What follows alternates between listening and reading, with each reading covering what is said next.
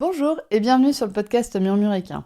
Moi c'est Audrey et tous les vendredis, je vous partage un maximum d'informations et de pistes de réflexion sur des sujets autour de la santé et du bien-être, autant équin qu'humain. L'objectif de ce podcast est de vous apporter de la sérénité et de la sécurité dans votre couple cheval-cavalier en vous permettant de gagner en compréhension du monde équin sans jugement, mais surtout avec une bonne dose d'humour, de bonne humeur, de passion et d'ouverture d'esprit. Bonne écoute!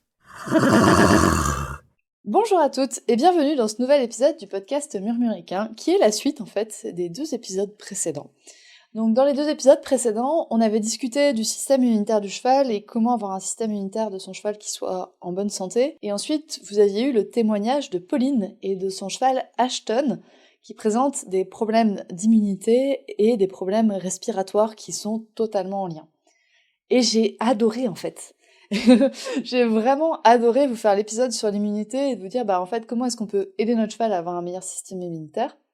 Et du coup, là, je vais vous présenter un épisode dans le but de prendre soin de la santé osseuse de votre cheval et donc d'aider votre cheval à avoir une bonne santé osseuse. Je vous avoue qu'au début de cet épisode, je m'étais dit ouais, je vais leur présenter qu'est-ce que c'est qu'un os, comment c'est constitué un os, comment ça grandit un os. Et en fait, je me suis dit non, ça va être très très chiant. Et puis ça va déjà pas trop se prêter au format du podcast qui est un format audio et qui a pas de vidéo. Je me suis dit du coup que je laissais ça à Émilie de Millipat. Émilie, si tu passes par ici, allez, vas-y, fais un épisode sur présenter qu'est-ce que c'est qu'un os. Donc du coup, dans cet épisode, je vais juste vous présenter rapidement les principales caractéristiques d'un os. Et la chose la plus importante pour moi sur un os, c'est que c'est une surface qui est vivante, enfin c'est un organe en fait. Les os sont des organes, c'est-à-dire qu'ils sont vivants, alors qu'on a quand même tendance à avoir ces os, notamment quand on voit des squelettes à la télé ou quand on observe un squelette, même les squelettes qu'on avait à l'école, on a ce côté où ça va durer dans le temps, et ces os qui sont très très durs et indéformables. Et en fait non. Et en fait non, un os, quand il n'est pas attaché à un squelette dans une salle de classe, il est entouré de tissu vivant, il est largement irrigué par des vaisseaux sanguins, et c'est un tissu qui est vivant, qui est pas du tout comme du béton, comme on pourrait l'entendre. Et c'est vrai qu'un os, quand il est sorti du corps humain ou sorti du corps d'un cheval, est très très dur et indéformable. Et en fait, non, c'est pas ce qui se passe dans la vraie vie. Alors, on est d'accord, ça reste quand même un des tissus du corps du cheval ou du corps humain qui est les plus indéformables. Bien évidemment qu'un tendon ou qu'un muscle, ça va avoir une capacité de déformation qui va être bien supérieure à la capacité de déformation d'un os. Ce qui ne veut pas dire pour autant que l'os n'a pas de capacité de déformation. Et encore une fois, et pareil que pour les tendons et les muscles, oui, c'est bien plus souple et mou que des os, mais pour autant, la surface d'un os n'est pas immuable, n'est pas figée et n'est pas la plus dure possible qui existe. Il y a 2 caractéristiques des os que je veux explorer avec vous aujourd'hui dans cet épisode de podcast. La première caractéristique, c'est que, en cas de carence de l'organisme, les minéraux des os peuvent être prélevés pour permettre justement à l'organisme de survivre. Et le deuxième point que je veux aborder avec vous, c'est que les constituants cellulaires des os répondent en permanence aux charges auxquelles ils sont soumis par un processus qui est désigné par le terme de remodelage ou de remaniement osseux. Et c'est ce qui permet aux os de grandir, de se déformer et de se réparer. Et le premier point qu'on va aborder, c'est que du coup, en cas de carence, les minéraux des os peuvent être prélevés par l'organisme pour permettre à l'organisme justement de survivre et de fonctionner au mieux. Les os sont une source de calcium et de phosphate pour le corps lorsque ces éléments ne sont pas fournis par l'alimentation. Donc on est d'accord, tant que dans l'alimentation, l'organisme trouve des sources de calcium et de phosphate nécessaires, il ne va pas prélever chez les os. Mais maintenant, s'il y a justement une carence dans l'alimentation, le corps va reprélever du calcium et du phosphate dans les os. Et du coup, il va prélever ce calcium et ce phosphate pour permettre le fonctionnement notamment musculaire. Et par muscle, on entend les muscles qui permettent la locomotion, mais aussi les muscles cardiaques. Et ce qui fait qu'en fait, une carence en calcium et en phosphate n'est pas détectable lors d'une prise de sang. Parce que l'organisme va se débrouiller pour combler cette carence tout seul.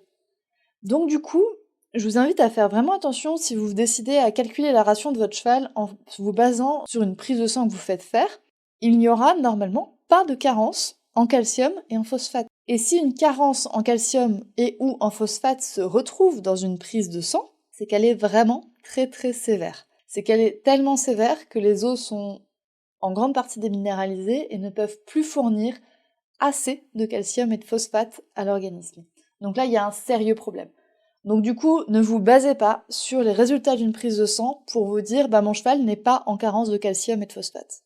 Les carences en calcium et phosphate, ça se calcule, ça s'estime, justement en calculant les apports du cheval et ses besoins, et en comparant les deux, les apports et les besoins.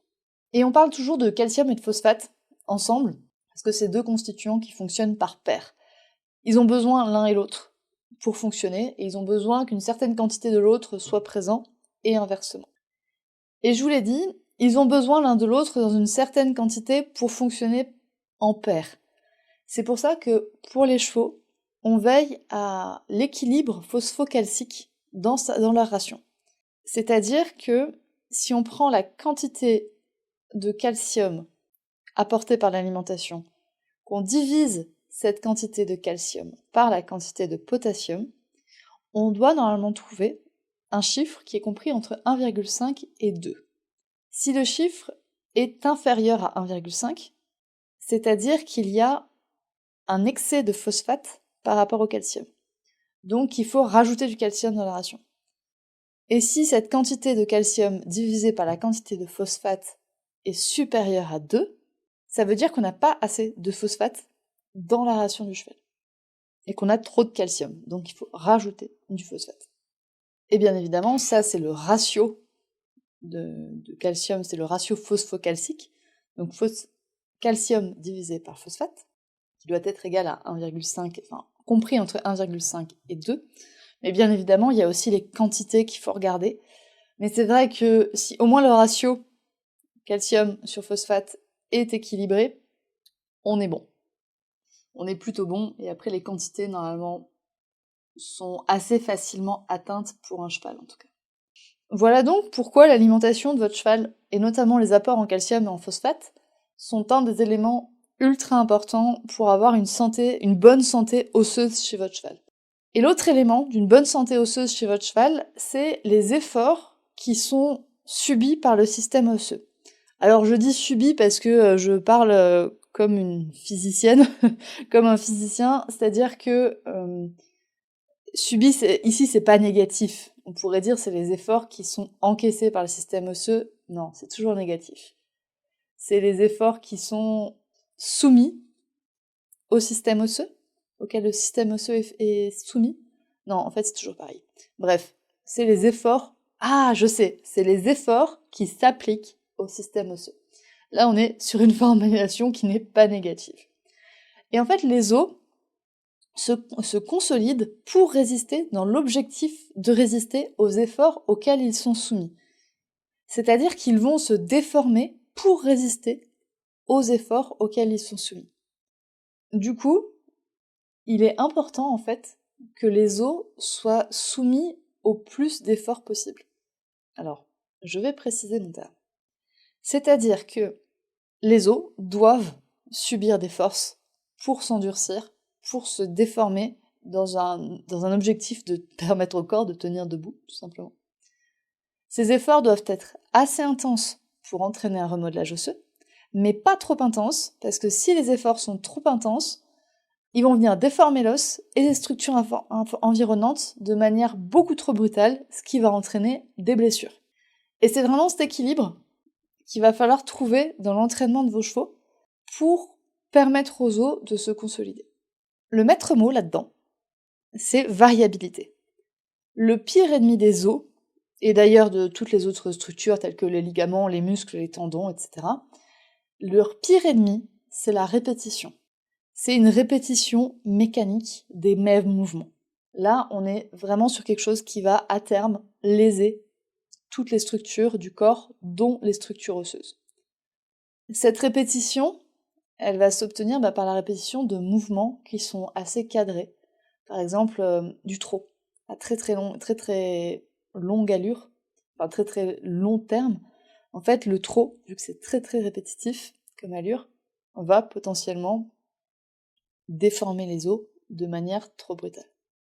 Et toutes les autres structures aussi autour. Donc du coup, le maître mot pour entraîner vos chevaux, c'est variabilité. Et c'est vraiment dans cette idée que de préparer le corps, et donc les os, à tout ce qu'ils pourraient subir comme panel de mouvement et comme panel du coup de force. Et on le voit en fait sur quand on a un cheval qui est immobilisé, il va y avoir une déminéralisation des os. Et quand on va le remettre au travail, c'est pour ça que votre vétérinaire vous dit d'abord du pas, ensuite du trot, ensuite du galop. Parce qu'en fait, au trot, il y a beaucoup plus d'efforts qui sont absorbés par les os qu'au pas. Et au galop, il y a encore plus d'efforts qui sont absorbés par les os plutôt qu'au trot ou au pas. Donc du coup, c'est important de consolider au fur et à mesure et vraiment de construire au fur et à mesure l'entraînement de vos chevaux et surtout les forces auxquelles les os vont devoir répondre. Donc vraiment, votre meilleur ami pour l'entraînement de vos chevaux, c'est la variabilité.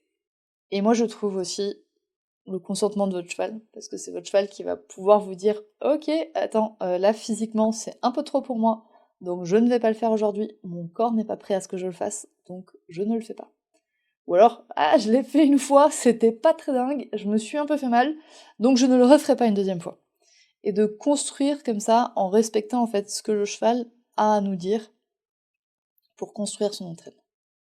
On a vu du coup les deux principaux points d'action pour avoir une bonne santé osseuse de vos chevaux, qui sont principalement l'alimentation et l'exercice physique.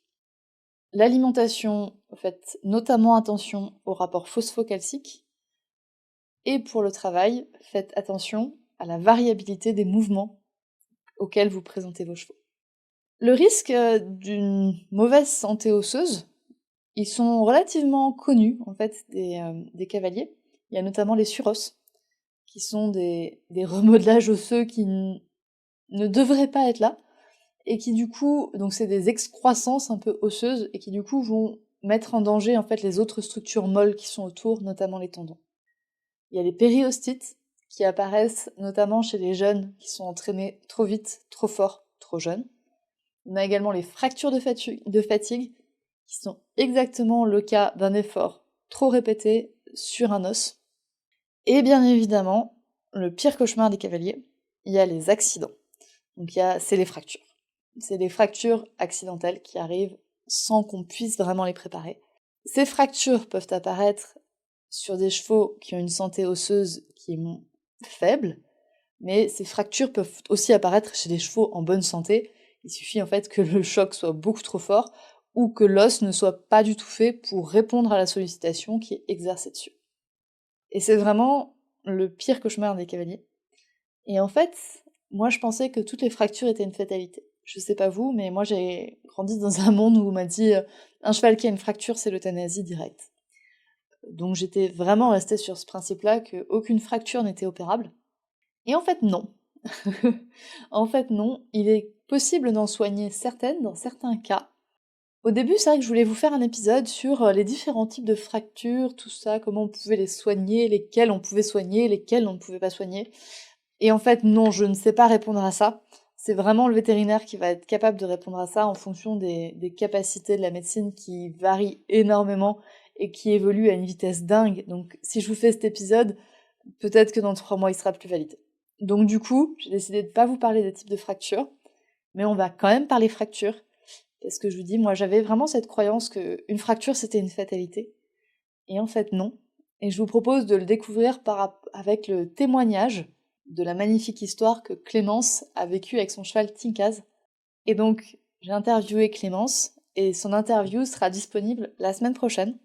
C'est une interview qui prend aux tripes, vraiment, parce que c'est bon, j'ai déjà les larmes aux yeux.